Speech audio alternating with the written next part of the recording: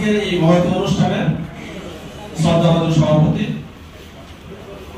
আমাদের মধ্যে উপস্থিত রয়েছেন বিভিন্ন রাজনৈতিক দলের নেতৃবৃন্দ, বাংলাদেশ জাতীয়তাবাদী দল বিএনপি সাবেক সাংসদ জনাব সালাউদ্দিন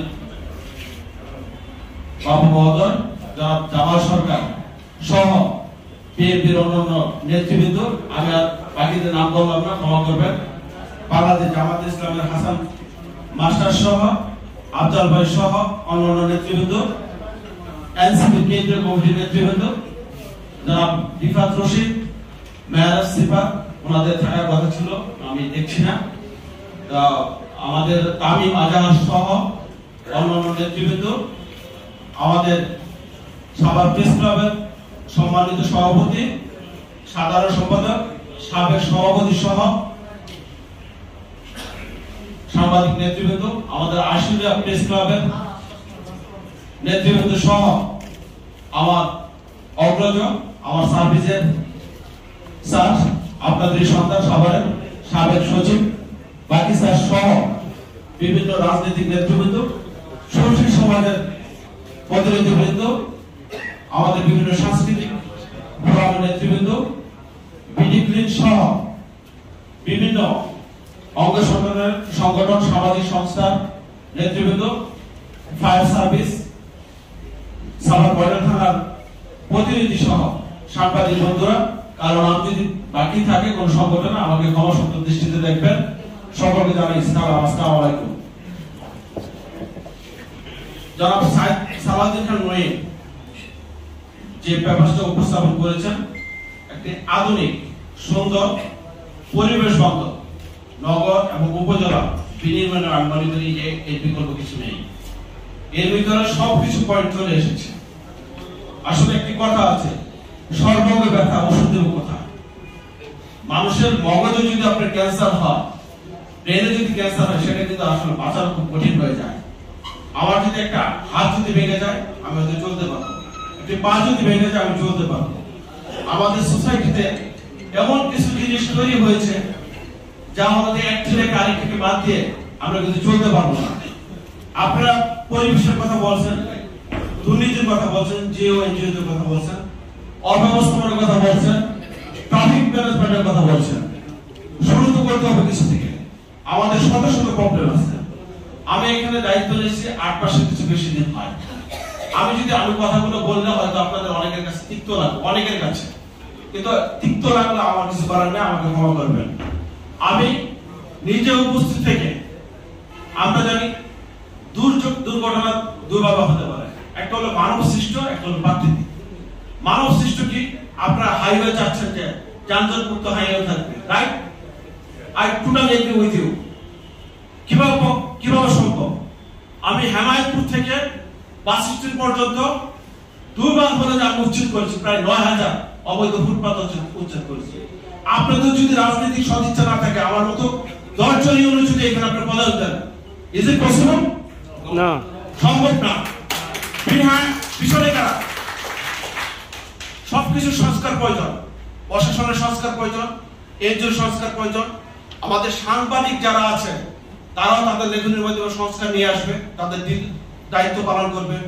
রাজনীতিবিদ যারা আছেন, আগামী দিনে যারা জনপ্রতিনিধি আছেন, তাদের আমি মনে করি যে মেধা মগজের সংস্কার প্রয়োজন। আপনারা দেখেন, আমার যদি ভুল হয় আপনারা আমার সমালোচনা করবেন। আমি মনে করি ওই সমালোচনাটুকু আমার শিক্ষা, আপনার ওই অংশটুকু নিয়ে আমি কাজ করতে চাই। আমার ভুল কোথায় হলো? আমি আসার পর আপনারা যারা আপনাদের সহযোগিতা নিয়ে প্রিন্ট ইলেকট্রনিক্স মিডিয়ার সাংবাদিক ভাইরা আছেন, তাদের সম্মুখে হাইকোর্টের একটা নির্দেশনা ছিল, 32টা ইট ভাটার অবৈধ চিমনি ভেঙে দিয়েছি, ঘুরিয়ে দিয়েছি। আপনারা জানেন মধুমতি হাউজিং সহ, সাভারের শিমুলিয়া সহ বিভিন্ন জায়গায়, আমার বিরুলিয়া সহ বিভিন্ন জায়গায় বিপি সম্পত্তি সহ, যার সোসাইটিতে হয়তো একটু প্রভাব কম, তার সম্পত্তি সহ মাটি কেটে নিয়ে যাচ্ছে। আমি ইউনো, আমার 3 জন এসেছিলেন, থানার সীমাবদ্ধতা থাকতে পারে, রাতে রাতে নিয়ে যাচ্ছে। কারা নিচ্ছে? কেন নিচ্ছে? আমি ট্রাই করছি, আমার সীমাবদ্ধতা থাকা সত্ত্বেও আমি ট্রাই করছি তাদের আইনের সর্বোচ্চ প্রয়োগ তাদের বিরুদ্ধে করার জন্য। তো আপনারা যদি আমাদেরকে সহযোগিতা না করেন, এইখানে আমি একদিন যেতে পারি মোবাইল কোর্টে।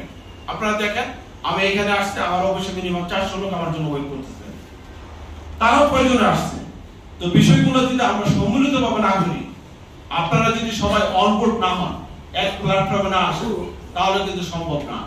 আমাদের মহাসড়কে যেমন অব্যবস্থাপনা রয়েছে, ট্রাফিকের সীমাবদ্ধতা রয়েছে, যদি ইউরোর কোথাও গ্যাপ থাকে আপনারা সমালোচনা করেন, আমার কাছে আসেন, চান আমাকে পরামর্শ দেন। আমি যদি সেটা যুক্তিকে না মানি, না শুনি, আমার এটি নিয়ে আপনারা সমালোচনা করেন।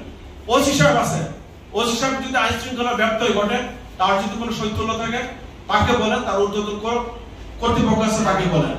তা আমরা সকলকে নিয়ে আপনাদেরকে নিয়ে ই করতে পারি। পৌরসভা প্রশাসন সরকার আমাকে দিয়েছে, আপনারা দেখেন আমার স্পেসিফিক ফিগারটা মনে নেই। তৎকালীন আমি কারো কোনো বিপদ কাটছি না, হয়তো যে যিনি করেছেন তা প্রয়োজনেই করেছেন, ধরিয়ে নিলাম। আমার কাছে টাকা আছে মনে করেন 17 কোটি, আমি টেন্ডার দিয়ে গেছি 37 কোটি টাকা। ওই যে 20 কোটি টাকা যে গ্যাপ, এটা পৌর যারা আছে, নাগরিক আছে, তাদের কাছ থেকে তো ওই টাকাটা কালেক্ট করতে হয়। যারা শিল্পপতি আছেন তাদের কাছে, যারা অনেক ইন্ডাস্ট্রি করছেন, তারাই তো ট্যাক্স দেন পৌরসভাকে।